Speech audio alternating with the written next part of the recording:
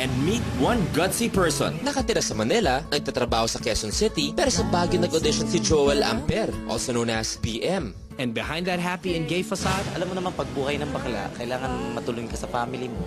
Family first. Naging performer na ako at ganito ang trabaho ko. As long as gusto mo akong laitin, wala sa akin. Hindi mo naman ako pinapakain eh. Hi, good evening, Miss Chris, Miss Ai. Anong name Sir. mo? My name is BM. Eh, anong gagawin mo? I'll be singing. Okay. BM, go! Thank you. Ganda ng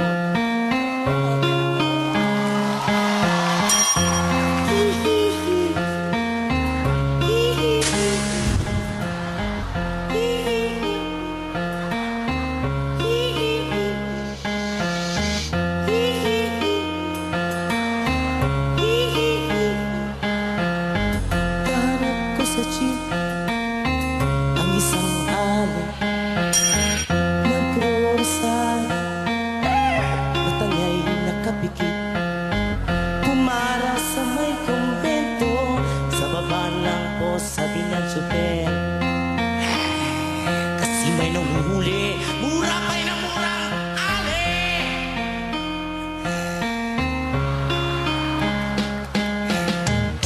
Banal na aso sa tong kabayo, natatawa ko. Banal na aso sa tong kabayo, natatawa ko. Sa'yo.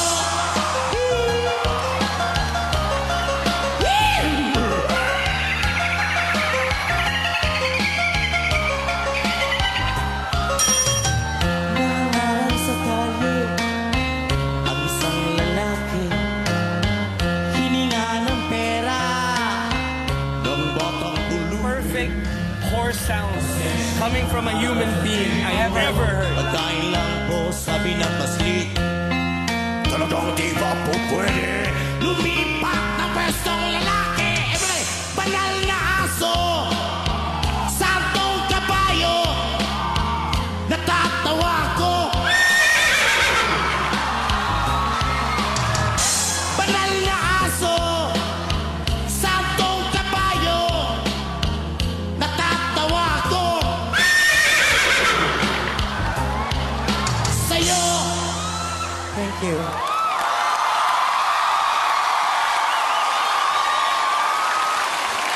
BM? Yes, madam. Initials lang ba yung BM? Ano yun? Anong... Big mouth. BM, I have a question. Kanina parang may birds, di ba? So, kaya mong birds, kaya mo ang horse. Ano pang kaya mo?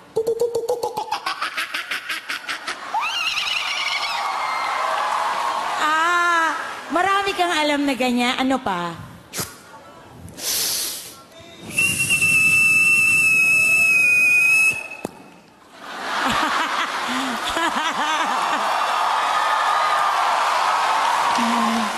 Alam mo,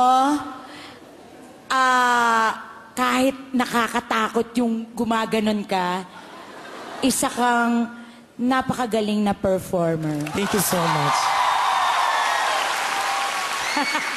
Yes. Gumaganon. You are proof na, alam mo yung, the costume, of course, is stunning. But the performance is even more breathtaking. Thank you. You're amazing. Thank you. Let's vote. Ako, yes! Absolutely, yes. That goes for me also. It's a yes. Thank you. Congratulations, BM. See you sa next round. Thank you. May tinatago palang kakaibang talent tong si Big Mouth. And because of that, Big Mouth got big yeses from the judges.